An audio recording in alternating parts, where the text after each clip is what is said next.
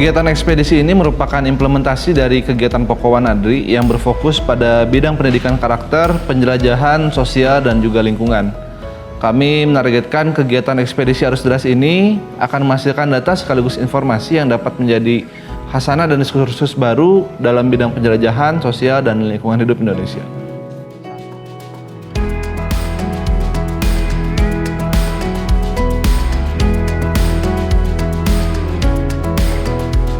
KPE atau Komite Pemantau Ekspedisi itu adalah kepanitiaan ad hoc yang dibentuk oleh Dewan Pengurus sebagai perpanjangan tangannya untuk memantau tim ekspedisi. Analogi kalau memakai istilah umum itu KPE adalah steering komite dan tim ekspedisi sendiri adalah organizing komitenya. Jadi KPE bertugas untuk memberikan arahan, pengawasan serta bimbingan terhadap tim ekspedisi. Dalam menjalankan tugas fungsinya, KPI juga membentuk komtek atau komisi teknis atau mungkin supervisi lebih dikenalnya untuk melekat dengan dinamika keseharian tim dan memang diproyeksikan untuk terus mendampingi tim dari mulai masa diklat hingga operasional ekspedisi. Ekspedisi Krueng Wawela kali ini adalah ekspedisi dengan misi kaderisasi. Jadi memang tujuan utama dari ekspedisi ini adalah membentuk kader-kader baru, baik itu dari segi keilmuan maupun penerus roda organisasi. Yang jadi menarik di ekspedisi kali ini adalah kita berjalan beriringan dengan pandemi. Jadi semua habit-habit ekspedisi yang biasa kita lakukan tentu kita adaptasi dengan kebiasaan new normal. Dari awal ekspedisi ini berjalan hingga akhir, kami terus menerapkan protokol kesehatan untuk menjaga keselamatan dan keamanan seluruh personil ekspedisi. Pakai mulut, jangan nafas.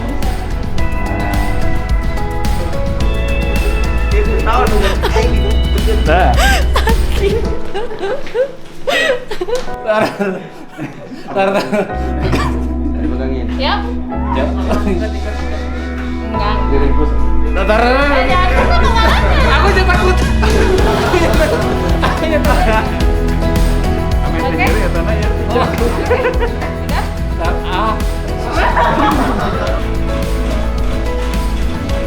Stop itu.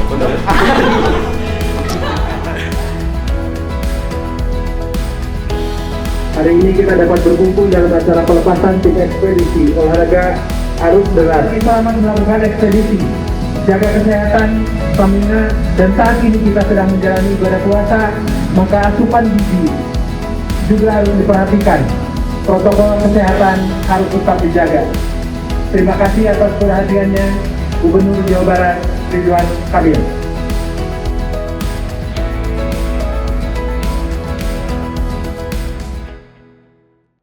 Dulu untuk saudara-saudara kita yang sudah mendahului kita, almarhum Musaino, Wanadi 1212 angin kabut. Dan juga untuk perjalanan ini semoga dapat berguna bagi diri kita, Wanadi, nusa dan bangsa. Satukan hati dan pikiran, berdoa dimulai. Orang cuma mau ngingetin, saling jaga, saling percaya sama satu sama lain, ya. Keputusan yang paling bijak itu keputusan yang diyakini bersama-sama. Langkah yang paling tepat itu langkah yang diambil bersama-sama. Pembelajaran paling berharga itu adalah pembelajaran yang dirasakan bersama-sama. Cerita yang paling bermakna, cerita yang dilalui bersama-sama. Jadi tolong kurang nitip satu sama lain, silih jaga, ya.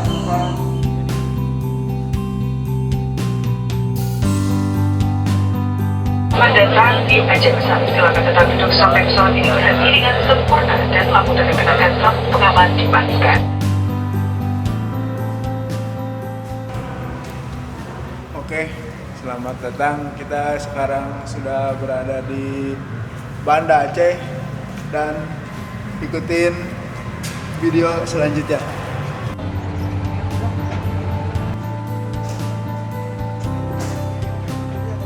Setelah penerbangan dari Jakarta menuju Banda Aceh, kita dijemput oleh personil dari Kodam Iskandar Muda. Kita diantar ke Batalion Infanteri 112 Rider dan bersilaturahmi di sana. Kita disambut baik dan difasilitasi tempat akomodasi untuk menginap. Dan besoknya kita bergeser menuju kota Takengon. Yuk, kita bangunin sahur, ya. Menuju pulang. Persiapan, Mak. Mal, persiapan sahur. Persiapan sahur. Oh, Saat mau video ayo ganteng bangun. Aduh. Mal. Ayo Mal, bawa duduk Mal, sahur.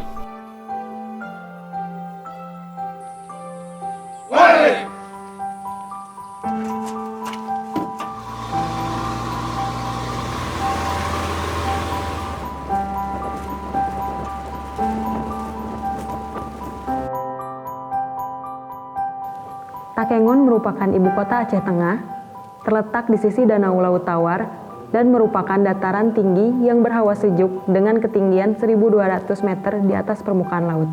Suasananya mirip sama seperti di Bandung. Kami menginap di kediaman Kang Windy yang juga merupakan anggota Wanadri.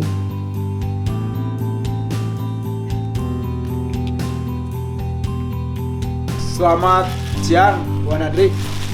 Saya sebagai komandan perbekalan. Nah, di dalam paket itu terdapat set. Terdapat set yang pertama itu ini warna biru itu pagi. Untuk warna hijau itu siang. Dan untuk malam itu merah.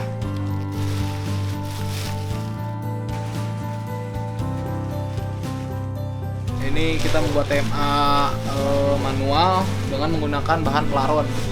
Gitu. Dan ini bisa diputus sambung.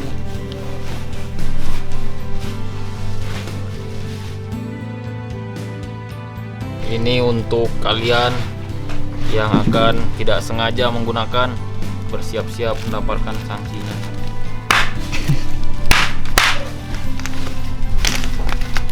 Pertama, kita packing peralatan tidur. Karena peralatan tidur dalam keseharian yang paling akhir dibongkar dan akan dibongkar setelah kita nyampe di bivak. Pakaian cadangan juga tidak terlalu sering dibuka ketika sampai di titik bivak. Jerigen air yang kosong, kalau dia kosong kita taruh di bawah, kalau sudah berisi kita naikkan ke atas agar bebannya menempel di punggung. Alat-alat tali, alat bivak lainnya kita bisa selipkan. Ini hemok yang bisa menyesuaikan bentuk ransel pinggir. Di sebelah sini flysheet perorangan. Ini ponco di tempat yang paling mudah dijangkau. Ini peralatan makan. Di sini. Ini juga peralatan makan, piring, cangkir dan sendok, tempat yang mudah dijangkau. Golok tebas. Selama di kota kita packing di dalam ransel agar aman karena masuk kategori senjata tajam. Alat navigasi, nah ini kompas, karabiner, dan alat penerangan juga ada di satu paket. Ini sewaktu-waktu akan dibutuhkan. Kita sekarang di Takengon, itu Aceh. Buka puasa pada sore hari ini kita pakai dengan mie Aceh. Ciri khasnya di sini bisa kita lihat, nanti setelah buka kita buka ya, kita makan, kita cicipi. Karbo tenaga unggul. Ayo gua. Kita tidak perlu vitamin, nggak perlu nutrisi apapun, nggak perlu aja. Karbo semuanya. Sangu mang. Emping. Ini apa lagi? Mie. Karbo. Kolaborasi yang baik. Siapa yang ngajarin kamu? Ayo pengen tahu. Siapa? Siapa dia? Yang udah kayak gitu sih. Saha itu kan. Nih yang paling atas. Saya dari sini. Kumis, mana kan dia? Mana kumaha di sidang baheula anjing teu pernah aing. Mi jeung sangu teu pernah mis anjing. Ikan asin ge bae. Oh, teu pernah aing. Mewah, kumis betul? Betul. Pernah saya bilang kamu nasi sabuan pakai mie? Enggak, cuma nasi goreng sama nasi putih.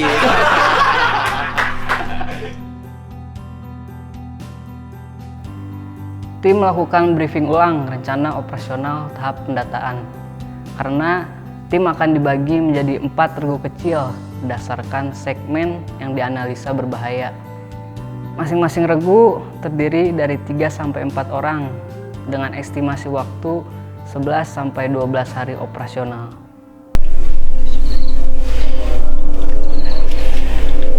Doa selesai. 1, 2, 3.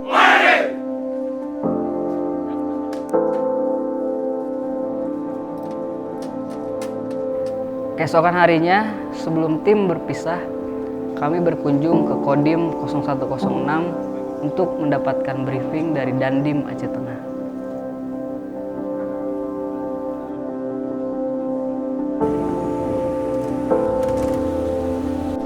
Seharusnya tim sudah bergerak dari sekitar jam 7 pagi tadi, namun cuaca di titik akomodasi masih hujan deras, dan informasi tadi juga di wilayah medan operasi yang akan dilalui oleh tim juga masih hujan dan mobil tidak bisa masuk ke wilayah operasi untuk titik pengentropan tim untuk pendataan.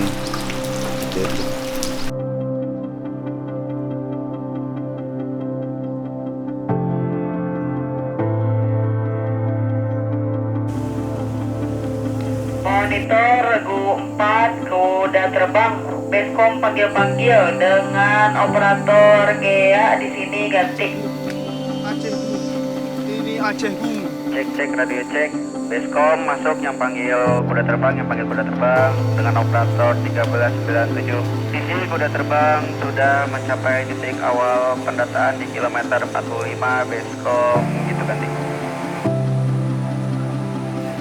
Kopi, tetap hati-hati, jaga semangat dan riang gembira. Beskom standby. Wanadri.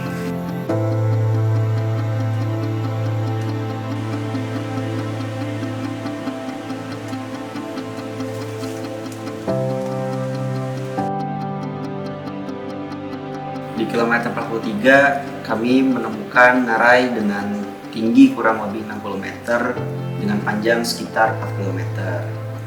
Drone diterbangkan untuk melakukan pendataan di sana, namun dengan berbagai pertimbangan, akhirnya kami memutuskan untuk langsung menuju ke kilometer 40 dan melakukan pendataan ke arah Lutu.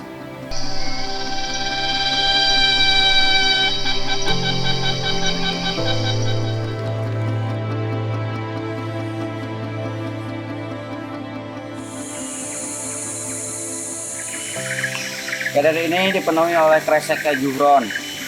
Ini perbekalan cadangan malam 1 yang artinya ini perbekalan hari ke-11. Dan ini adalah perbekalan hari 3 malam 3. Malam ini, artinya malam ini kreseknya sudah tidak ada.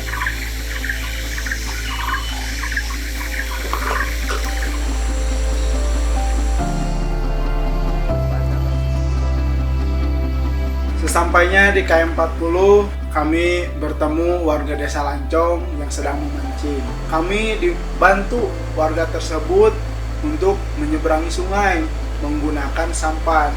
Akan tetapi sampan yang kita gunakan malah tenggelam karena arus sungai Waila cukup deras.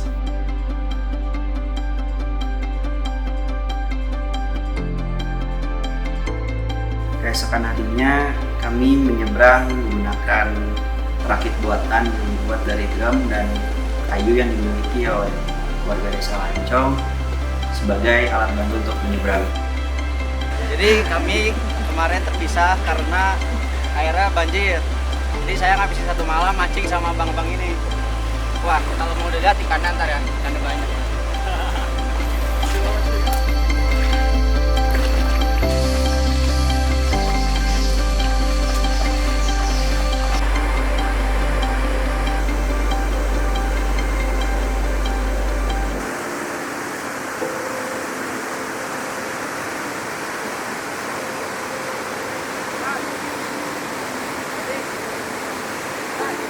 kilometer 38 hingga kilometer 40 kami melakukan pendataan dengan menerbangkan drone.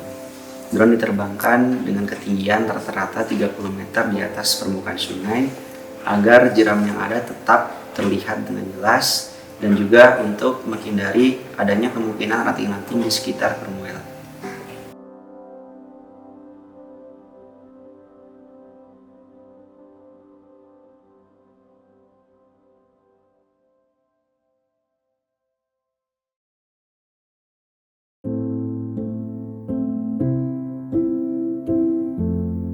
Sesaat kami tiba di Krung Pame, kami disambut dengan kawanan kelelawar yang sedang terbang mengitari pepohonan, seakan menyambut kedatangan kami.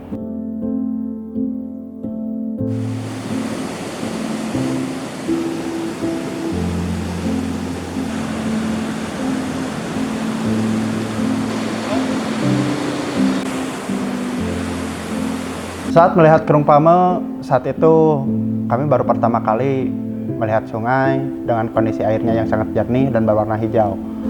Banyak ikan yang terdapat di dalamnya sehingga banyak warga yang menjala ikan di sungai tersebut. Ini ada dropan cukup besar, berpotensi untuk tertarik perahu di sini.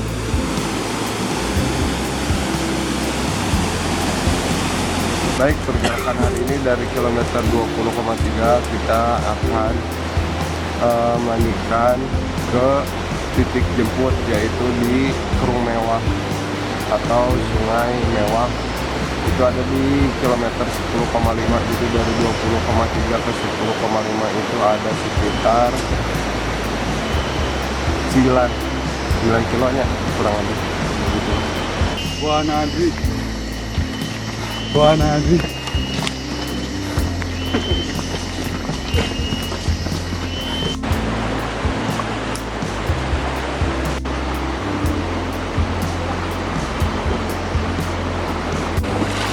Jar.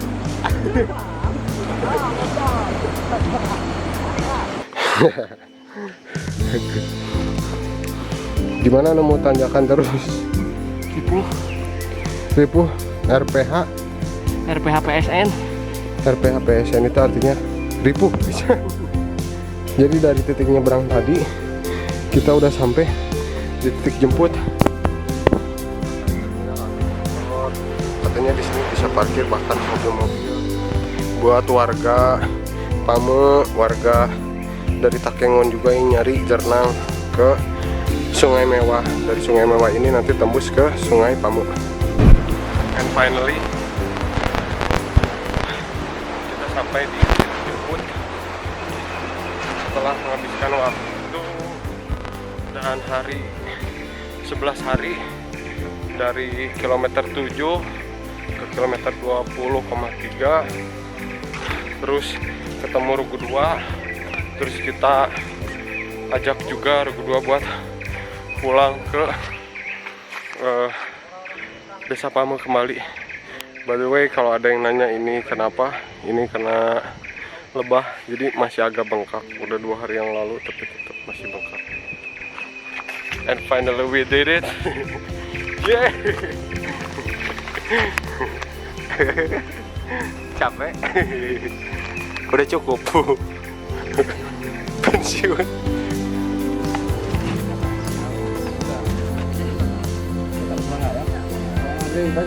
Coba.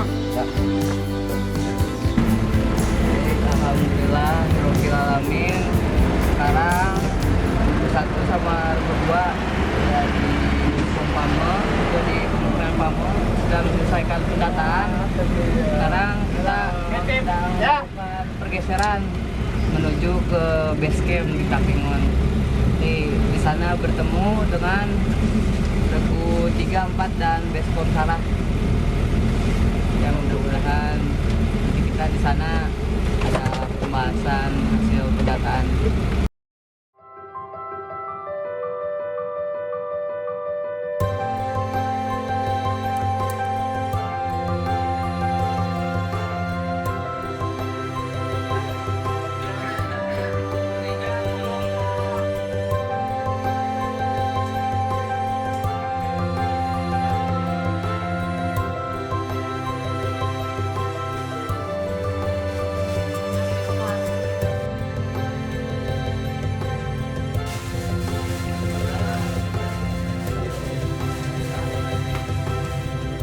Ini pertama kalinya mayoritas dari kami lebaran jauh dari keluarga. Yang pertamanya susah untuk izin sama keluarga dan akhirnya diizinkan. Apalagi saya seorang perempuan yang mayoritas di tim ini adalah laki-laki. Ada rasa yang memang susah diungkapkan oleh kata-kata. Coy.